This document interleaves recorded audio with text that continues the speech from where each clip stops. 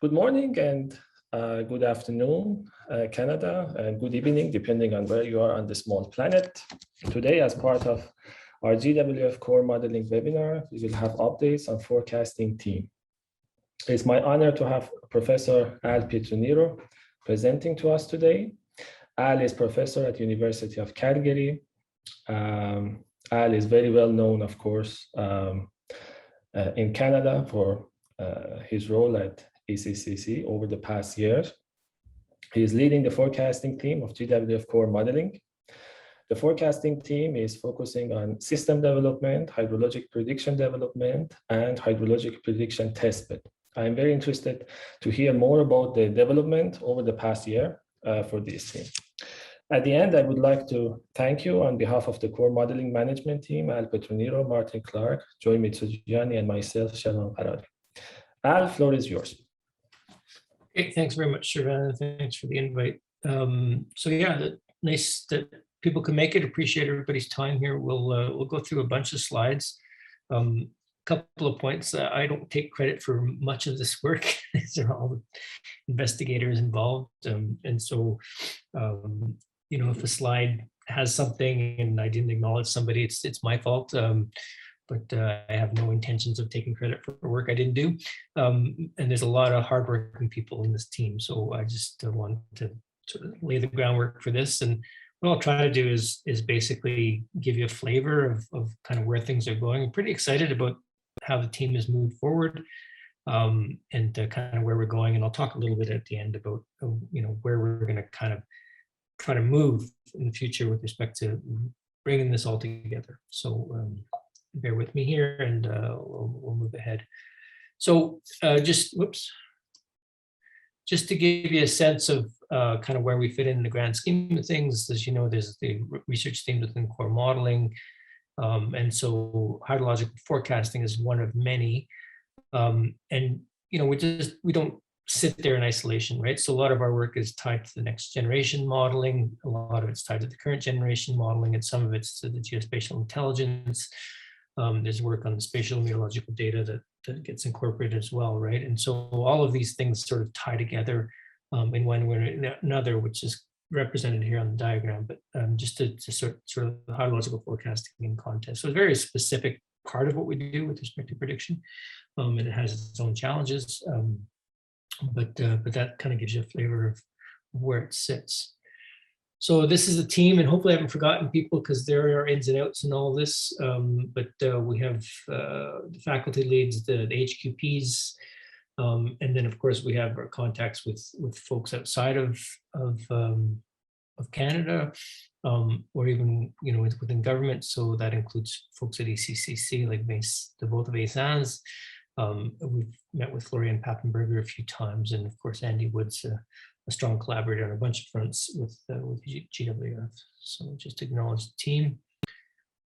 So in terms of this presentation, I'll just basically talk about, I won't be able to talk about all the projects, and so I apologize to my colleagues if I haven't included them, but there's a lot of material here. So I just wanted to give you a few highlights of where we're at, and maybe describe kind of where we're going at the end. So the focus here is really on some of the work that Louise has been doing on seasonal forecasting, some of the work we've done with the CHM system, some of the large domain forecasting we've done, some of the diffuse developments.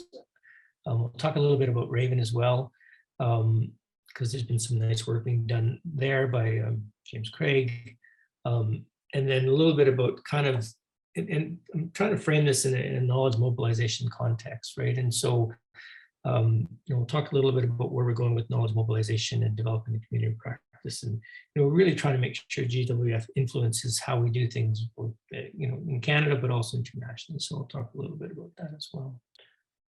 So I just always like to remind people, and you know, I don't want to overstate the point here, but you know, Canada is a federation, and so you know, the provinces are largely responsible for flood forecasting, but there needs to be some kind of, and I don't want to say oversight, that's the wrong word, but some kind of a central way of improving what we do, right? The provinces alone, you know, they can be pretty small. You think about Nova Scotia PI, you know, how do how they develop these flood forecasting systems or these water prediction systems on their own. And so in the Canadian context, the Canada Water Act allows for the federal government to work with the provinces on some of these things. We see it in the hydrometric agreements. We see it in a lot of areas on the transboundary as well. And just to highlight, in 2018, in my previous life, we managed to secure funds for the Met Service and the Hydrological Service to develop a national framework for water resources forecasting, prediction, and services, right? Largely to meet our transboundary requirements at the federal level, but also working with the provinces and territories, right? And so GWF is trying to feed into that initiative, and we have been successfully feeding into that initiative since our inception.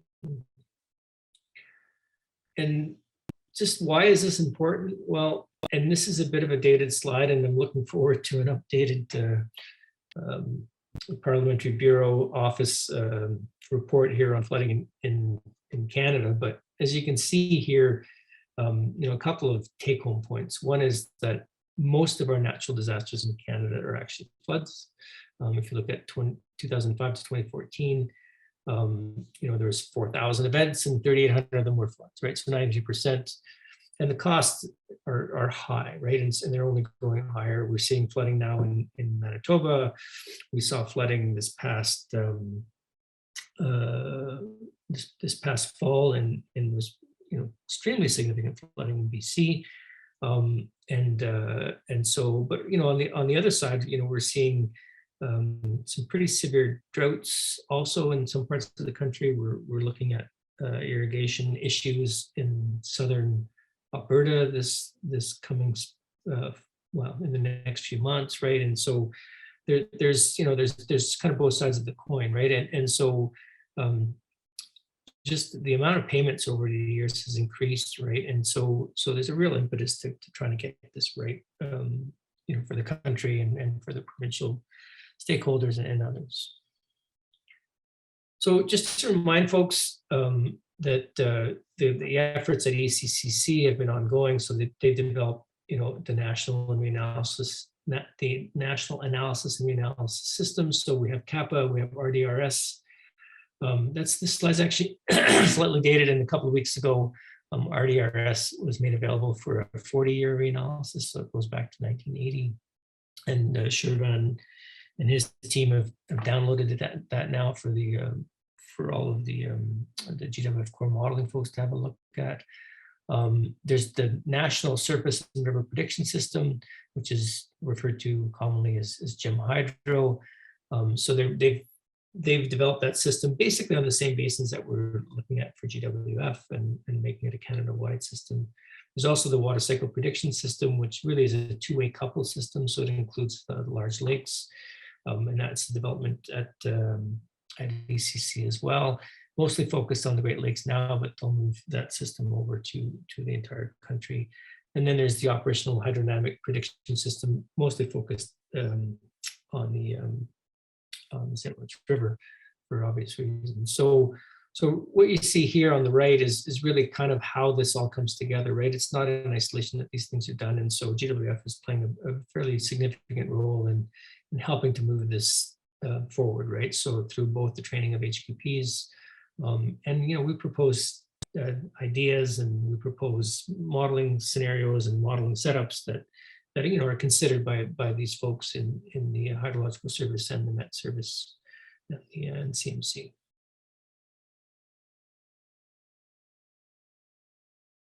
So I bring the slide up just to kind of see where we're going in terms of our technology, I guess, and in terms of our thinking. So over the years, the spatial resolution of atmospheric and some of the hydrological models has been quite large. Those of us involved with lake and river system modeling sort of at the local scale, right?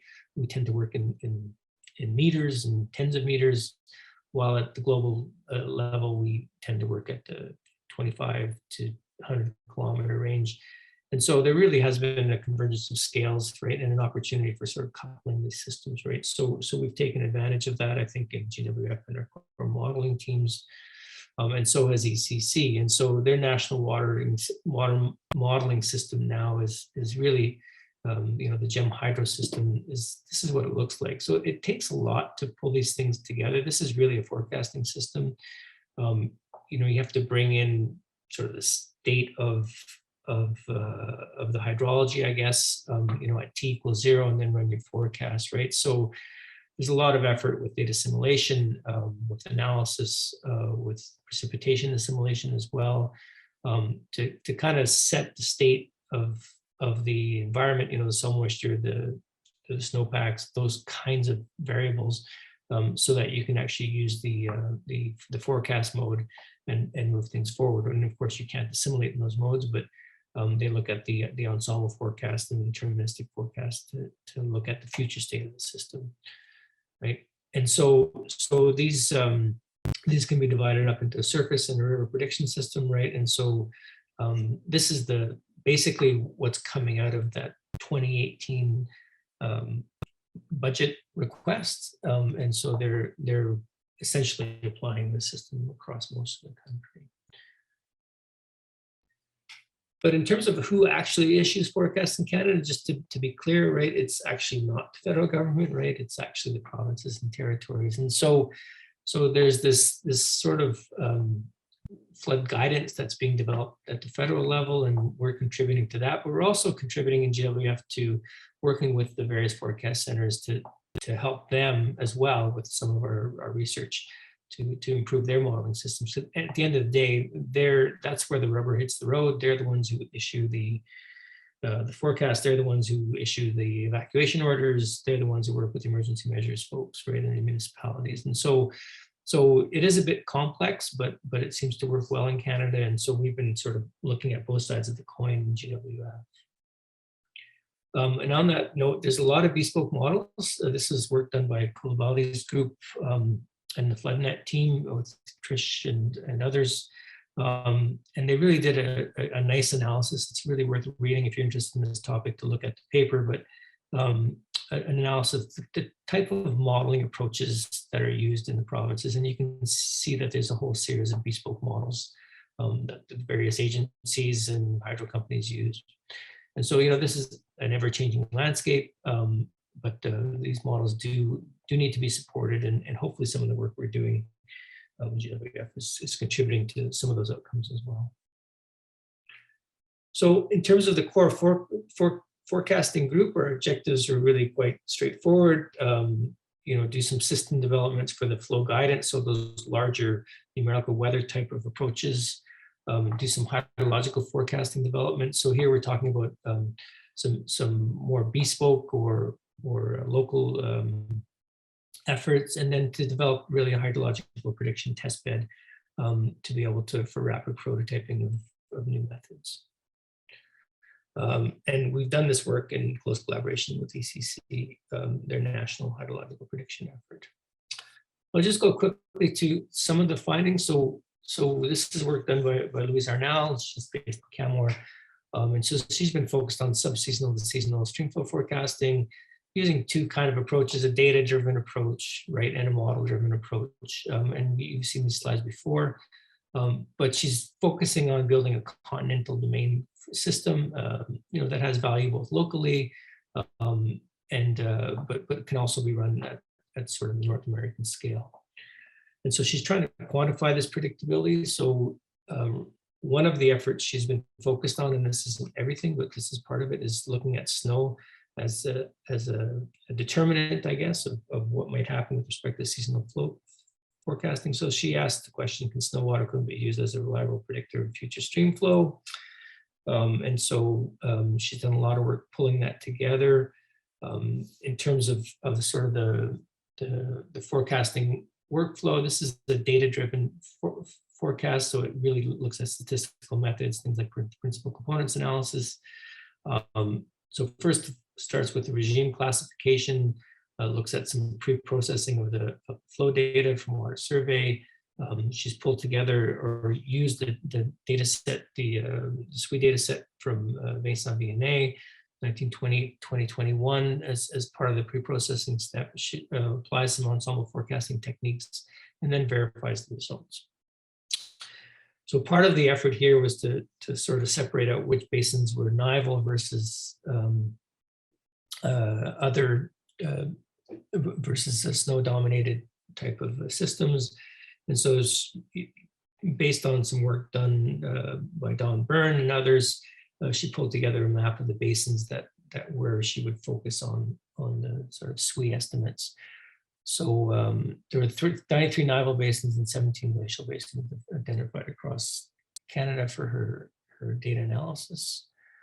The way the workflow was organized was a series of Jupyter notebooks. They were Python scripts that basically sort out all the data, follow that workflow that I showed earlier, right, and actually look at the forecast and the hindcast for this data method. And this is all being made publicly available in the future so that the provinces and territories and others can take advantage of this system. So just to give you a bit of a flavor of some of the results, so this is for the Bow River at Banff and a handful of other basins across the Canadian Rockies, and it's currently being tested on the Oldman River. We've been approached by Alberta Environment to look at maybe improving their principal component analysis systems. And so what you can see here is basically ensemble forecast tied to observation. So what we're looking at is initializing a forecast on May 1st, right, to look at what the June to September volumes might be down the road. And so this is all in a hindcast mode, but you can see some reasonable success in matching what was observed with some, at least within the bounds of the ensemble forecast. So this is encouraging to see.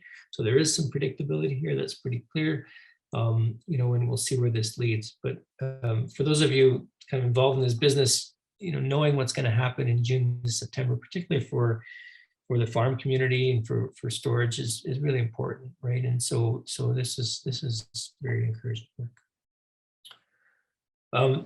Next topic, this is work largely focused on by Chris.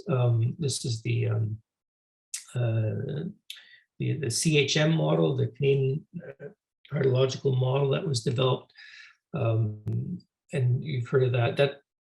Before, that's part of the next generation modeling system work, but they've done a nice job in developing snowcast, which is really where the forecasting elements are highlighted here.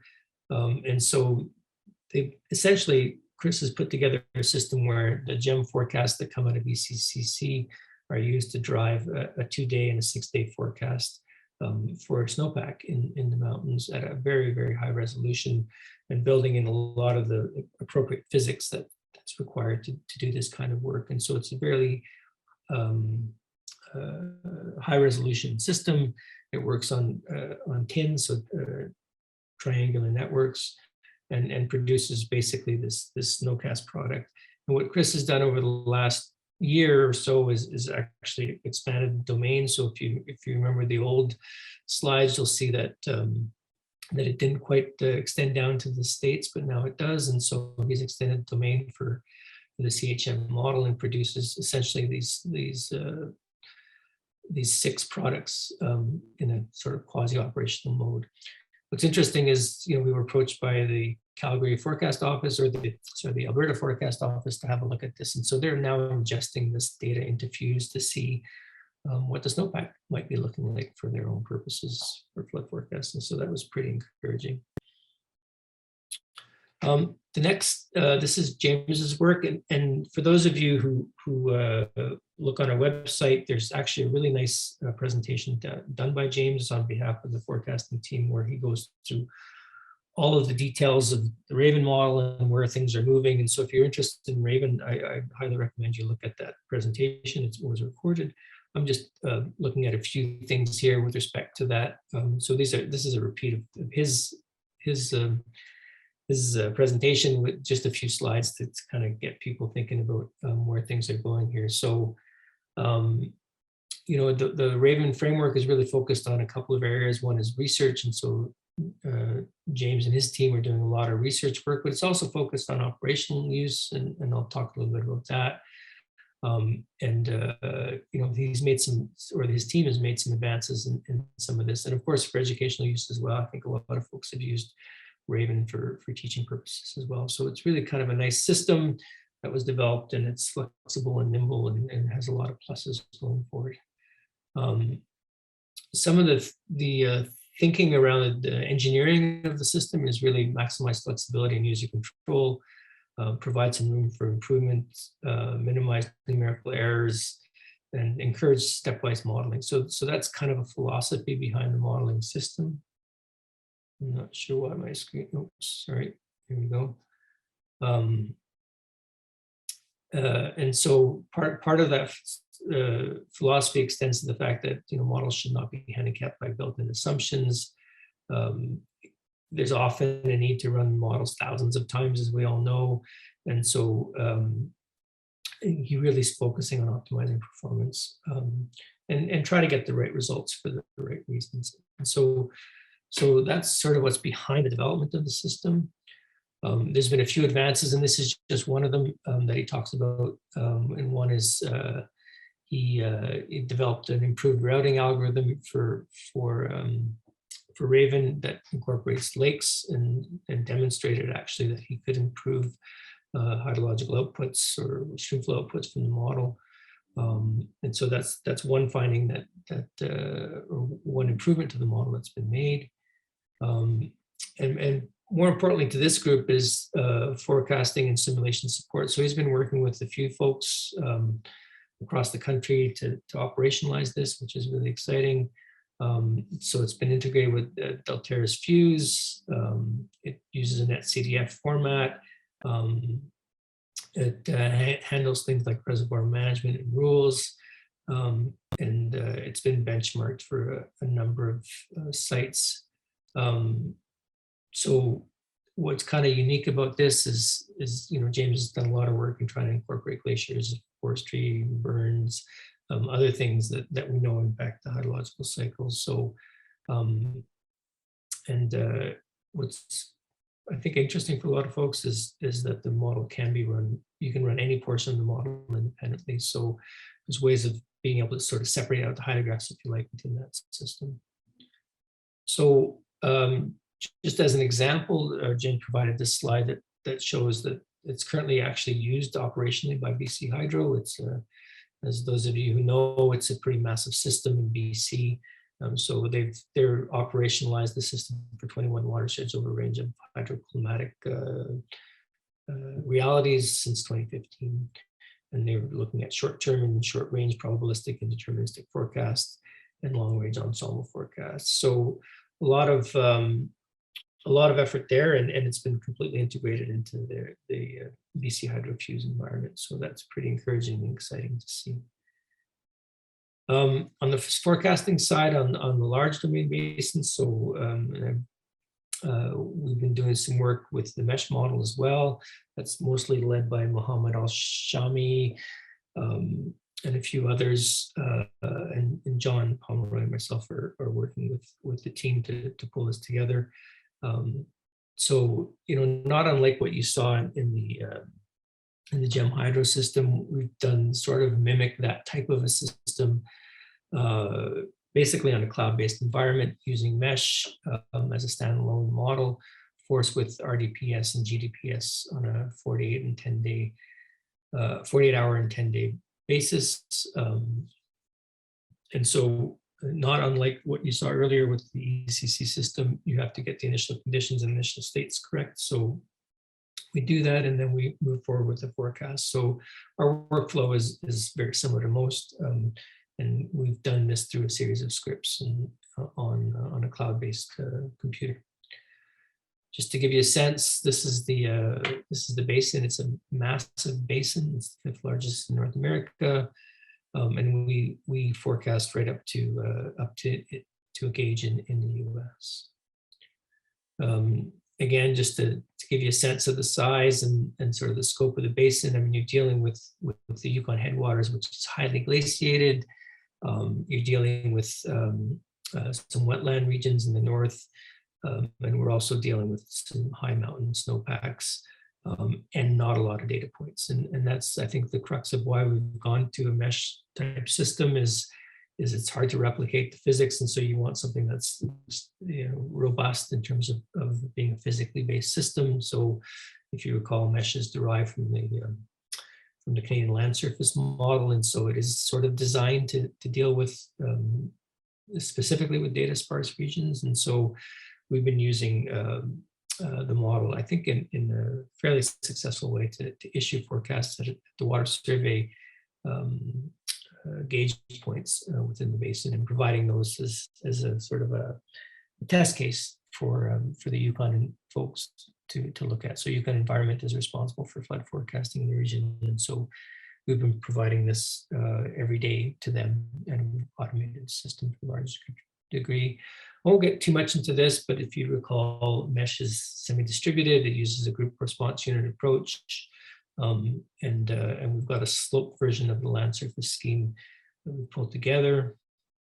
And this is the workflow here. So we download and process the data coming out of ECCC, and we run the forecast. We do a hindcast to start to get the initial conditions loaded, right? And we repeat this process on a daily basis. We essentially generate a PDF file, and that gets with everything that gets mailed out to the Yukon Environment folks. So this is the forecast from a couple of days ago on the Klondike. We've got a couple of versions of MESH running. We've got a higher resolution and a 5K and a 10K version. We do nudge the data, so we match it with the water survey data, and issue the forecast. So this is what the folks at the Yukon Environment see, and you can see the models actually do produce different results. The 5K model, it tends to be a little flashier, but we provide all of that to them, and then they start looking at these things and having to make decisions about what they want to do. What's interesting is in a couple of occasions we've actually found that our model results are very far off the water survey gauge information, and so in a couple of occasions we've actually contacted the water survey to say, hey, what's going on, and they just haven't applied a rating curve shift, or they're still under ice conditions. And so sometimes these models actually are a good trigger to let us know that there's actually something wrong with the gauge, right? And so we've done that a few times, reaching out to my former colleagues on this. The other thing we've moved forward on, and this is work done by Okan, is really the vector version of MESH. And so we're trying to move to this model agnostic framework within all of GWF, really. And so we're using their hydro sub-basin delineation, and so we built the mesh system now to be a vector version, and so we're testing and evaluating that as well. And so that was done this fall, I believe. And so we've actually subdivided the basin, I guess, into 6,000 computational units, sub-basins. We're using 12 GRUs, so we're looking at south-facing and north-facing slopes as a way of discretizing the basin. And we're getting reasonable results out of this system too. And it is tied to the model agnostic framework. So and I'll talk about this a bit later, but the hope is to really bring all of our modeling frameworks together, right? So, the SUMA model that Martin has been working on for many years, Martin Clark, is based on sort of this type of approach. We're moving the height model that Trish Stadnick has been working on, that came from Sweden. That model is being tied into this model agnostic framework. So the idea is to be able to run a series of models actually in these basins, kind of within the same framework. So we're pretty excited about that and how that's moving along. The next thing is sort of the fuse work.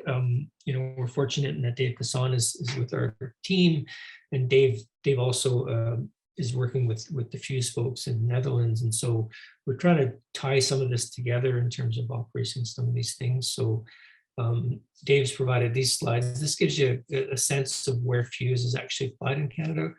We're not promoting one software or another. We just know that these are the realities where the provincial or hydro agencies have actually decided to go with fuse. And so we're just trying to make sure that the work we do in GWF is compatible with what we see as the majority of users across Canada. And so this gives you a sense of sort of who's using it. And so some of the work that we've been focusing on is really enabling research to operations. How do we move these things quickly? So we think that our outcomes are aligned with improving flow prediction, enabling early warning, right? we're seeing that Canadian hydrological models are increasingly used and fused. So it's not just models that were sort of off the shelf many years ago, or some of these modeling systems are old. We're seeing Raven being used, as I mentioned, BC Hydro, TransAlta, City of Calgary. Mesh, is being incorporated into the Water Security Agency's efforts, and what I mentioned earlier on the Yukon. There's still some work with Watt Flood and Manitoba Hydro going on, and that's got a mesh interface as well. And then Quebec uses HydroTel. So, these modeling systems really, and especially as we move to the model agnostic framework, it's going to be exciting to see how this all ties together. But, we are noticing a trend, or I'm certainly noticing a trend with people moving to sort of net CDF formats. And so, it's pretty exciting to see us converging, I guess, into a community effort here within Canada. So there's a great need and opportunity to use research outcomes to enhance flood early warning. I think that's pretty clear. And so really, a good way to approach this is a community shared approach, right? And so we've been sort of pushing that with our knowledge mobilization efforts in GWF and with some of this work here with the Fuse platform. So, we've been trying to build a Canadian community practice, and I'll talk about that a bit later, but just to highlight that the CWA conference there will be an opportunity to meet, and there is a forecasting session and a Fuse workshop there. So those of you interested, should attend. And the community is still in its early staging. So you have a number of stages, you have a number of players, you have the federal government now getting into the flow, the flow guidance efforts, right? And then we have the provinces kind of beefing up their system, if you like. And so we're pretty excited to see all this converge. And so the community practice is a really good place to talk about this.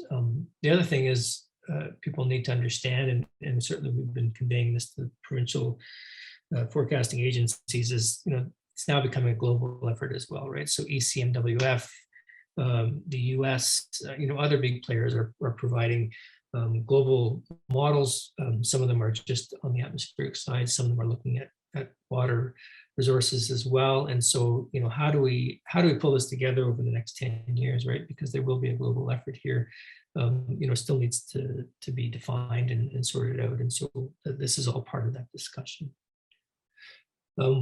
One of the exciting areas where we spent a lot of time working on is sorry, I'm just checking my time here, is on the IceGem flood forecasting side. And this is Carl Eric Lindenschmidt that's been doing the lion's share of the work here. So, IceGem flooding, especially in Canada, is not a trivial issue here. And so, it's something that we need to deal with. And certainly with the feedback we've gotten from the provinces and territories is, this is a research area that they're very interested in, obviously, right?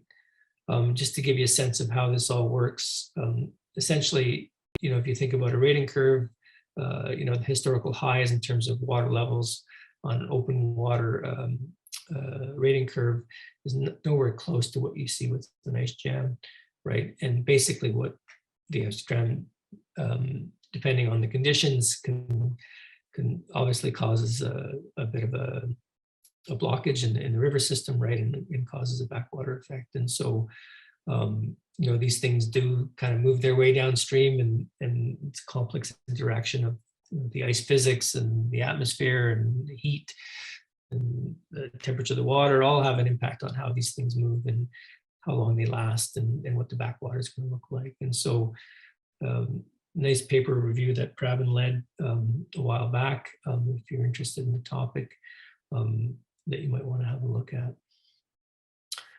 This gives you, and I think I showed this last time, but this really gives us an idea of the scope of these things. I was fortunate enough to witness a nice jam up in Fort Simpson many, many years ago. These are impressive events. They're scary as well, and they do happen, right? And so this is a lot of forces at play here in terms of moving big chunks of ice around, and these are not trivial events in a lot of cases.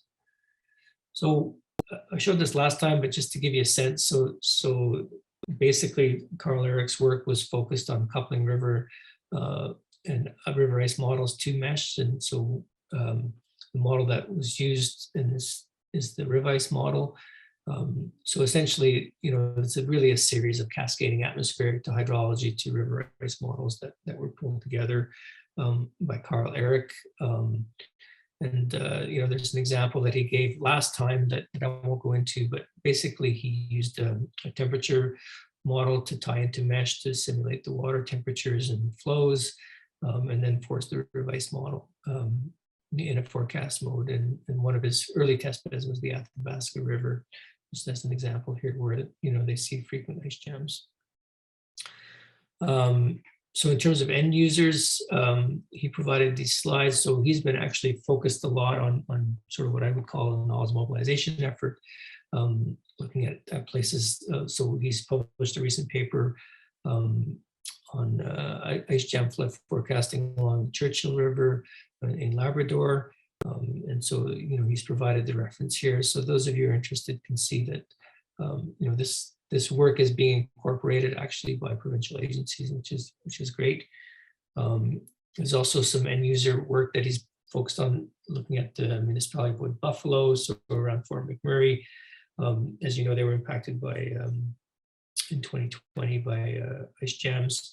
And so they're looking at flood mapping and trying to understand some flood mitigation measures that they can incorporate for ice jams in that region. So there's another paper that Carl Eric's published on that effort. And third, as an example, that he's been working with Manitoba Infrastructure, looking at ice jam severity and forecast outlooks for the lower Red River. So again, there's a publication there if folks are interested. So you can see a lot of advances with this work, and I think it's quite exciting, as an outcome of GWF and Carl Eric's, other research initiatives. This is actually getting a lot of traction in the Canadian community.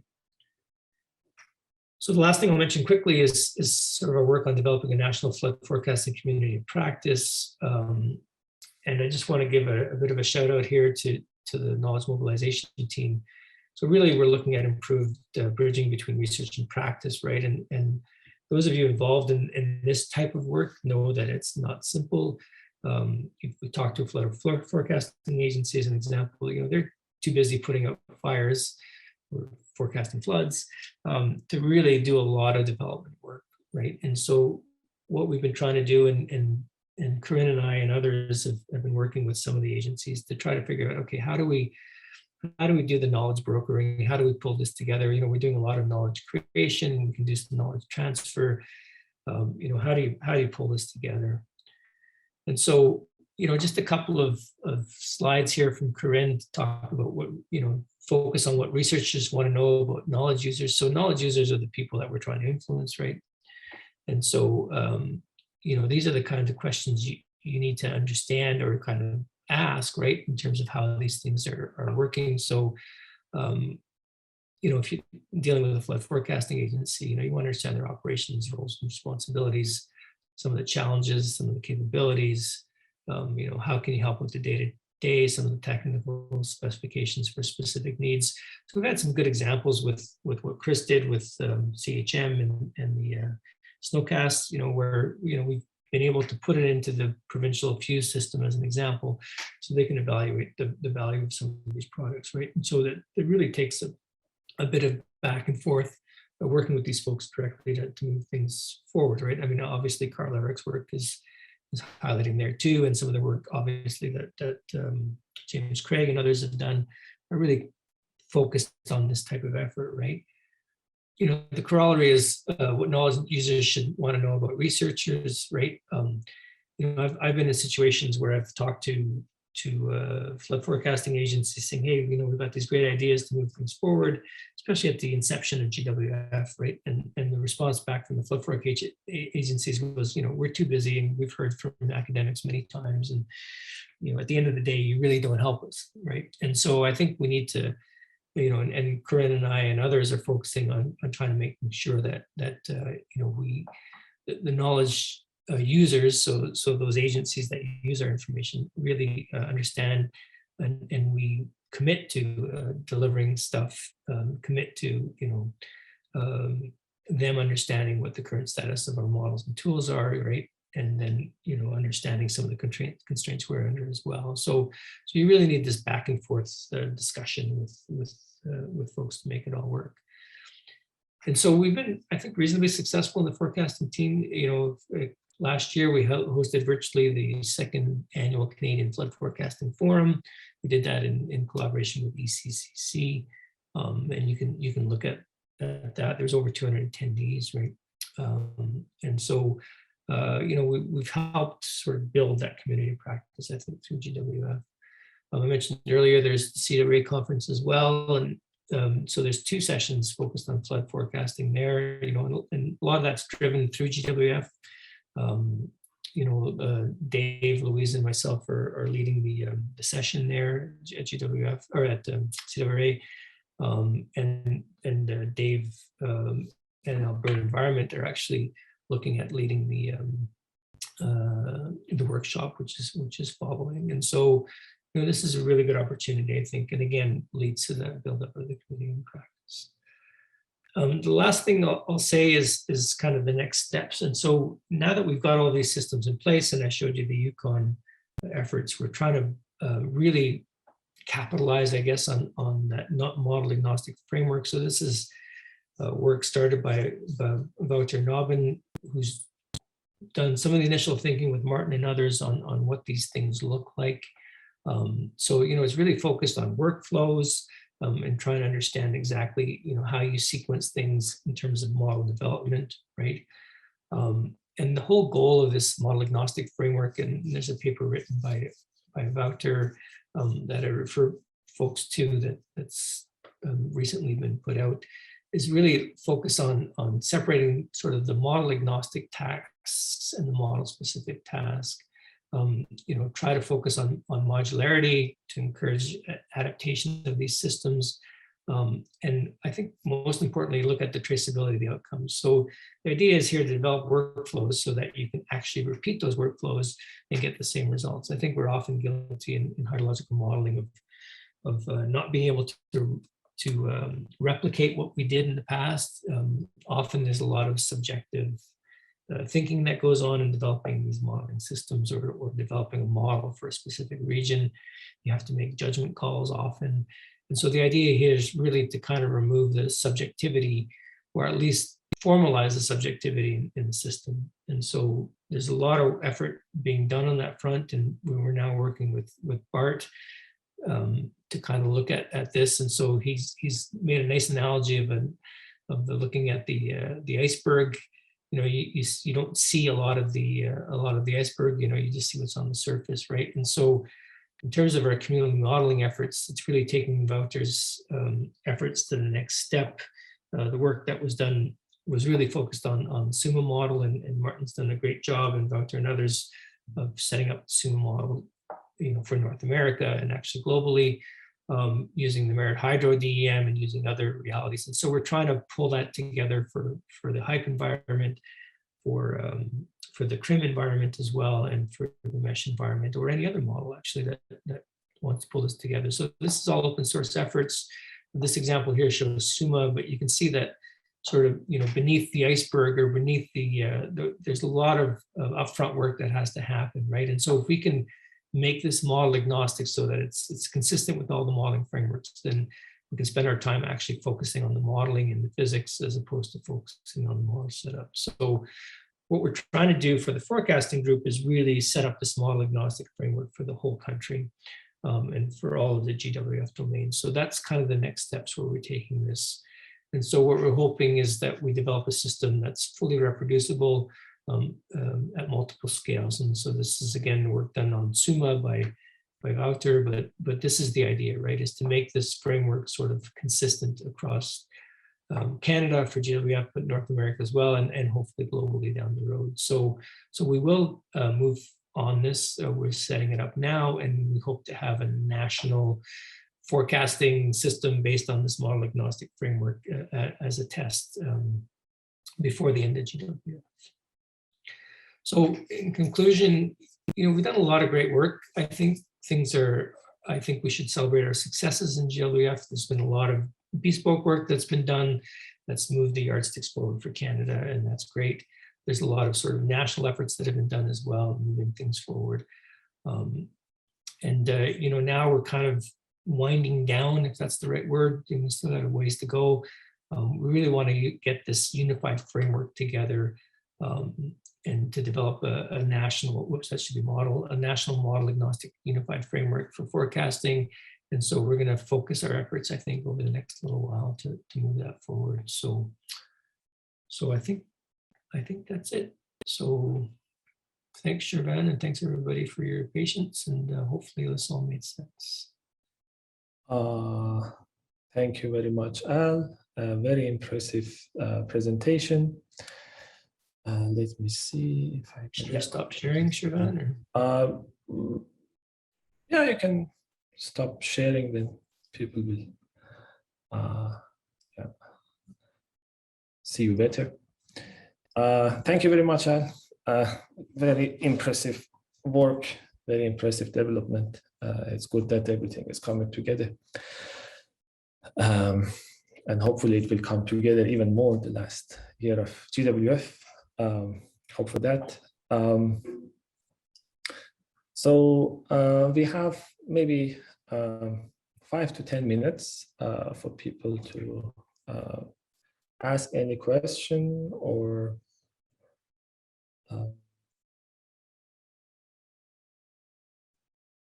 otherwise, I can ask a question myself just to know, perhaps, just for my own knowledge. You mentioned that forecast is province by province, and in the last slide you mentioned about national forecasting system. So how that basically merges or contributes to the provincial efforts that is going on. So who runs that national forecast, and then how that's placed in the puzzle? So I think, well, we're not exactly sure, what the role of the new water agency is going to be, right? So we're hoping that there's a role there. Obviously, ECCC has a role as well, because they run the numerical weather model, they're running Gem Hydro, right? And so there's a couple of ways this could move forward. I think it remains to be seen, right? I think the challenge is these global consortiums are forming, right? Even folks like Google are getting into the forecasting business, right? And so I think it's a bit of an interesting landscape to watch and see where it goes. And so, there could be multiple sources where the provinces take advantage of different models, right? They could use it, look at ECMWF forecast, look at the US forecast, look at the Canadian forecast, and make a decision. I think what's important to recognize is, at the end of the day, somebody has to spend money to order sandbags, or somebody has to spend money to evacuate a town. And who's going to make that decision? Well, I don't think you want to rely on ECMWF to make that decision, right? So it's going to have to be somebody local, typically the provincial agency or municipal agency or emergency management group. So it comes down to the decision making versus sort of the information to help make that decision, right? So these global systems and these national systems will provide, I think, the information. But at the end of the day, it's going to be somebody local who has to actually pull the trigger with respect to making a decision on spending money or be accountable to the public, right? And that's where it gets a little bit tricky. Yeah. And is there any? I know that it's not maybe clear at this point, but is there any basically onboarding for the forecaster at the provincial level to have the command to use the systems at national level, or is just passed to them? Yeah, I think there's a bit of reluctance, for obvious reasons. You don't want to depend on others for what you need, right? And especially if you have to deliver something, right? And so there's a lot of pressure on forecasters, right? To get the products out the door and to interpret them. And so they're going to want to work with their own systems so that they feel comfortable making a decision, right? I think that's pretty clear. you know, with time, and I think that part of the knowledge mobilization effort that we're doing here is to give them confidence in some of the products that are coming out of these large scale models, to give them confidence in some of the research we're doing that these things will actually work in their favor down the road, right? And so there's a big effort required on the KM side, you know, to get people to that comfort level where they, you know, they have to make that decision, right? And so to me, there's a whole strategy there of trying to move the state of the art forward, right, without abandoning, you know, what you're kind of familiar with and used to, right? And so, you know, there's been many cases in the past where, you know, people relied on regression equations to do their forecasts, right?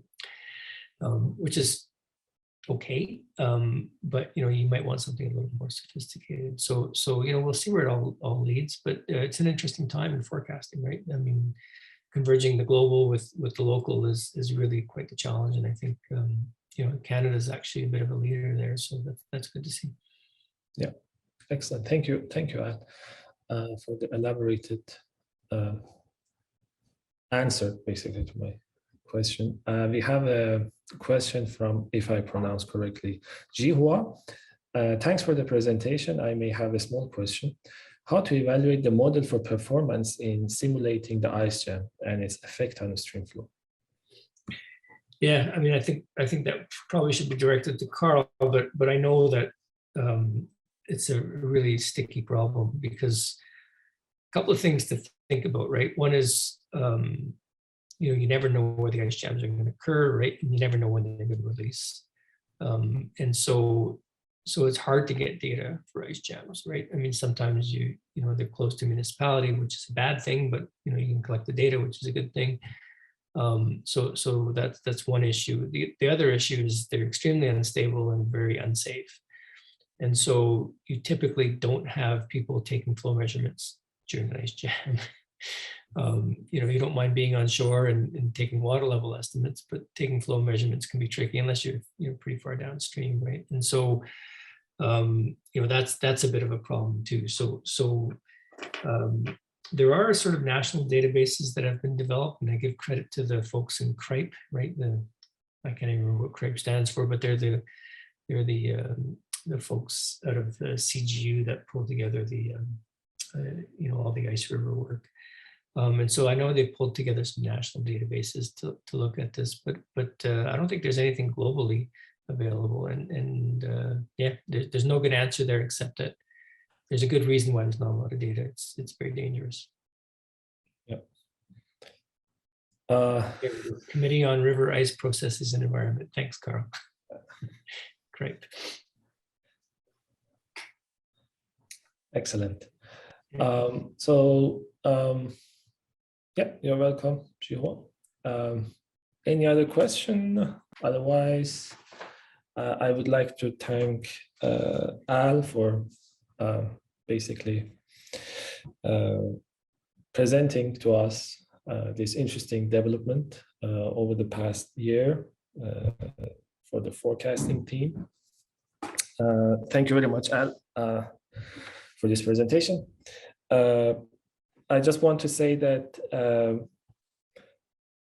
we had a webinar in April for water quality, which was delayed. So we will hold this webinar by Professor Van Kappelen on 2nd of June. So this is not yet sent to you. The invite, it will be sent shortly when I fix that. But if you want to mark in your calendar, it's 2nd of June, 11 a.m.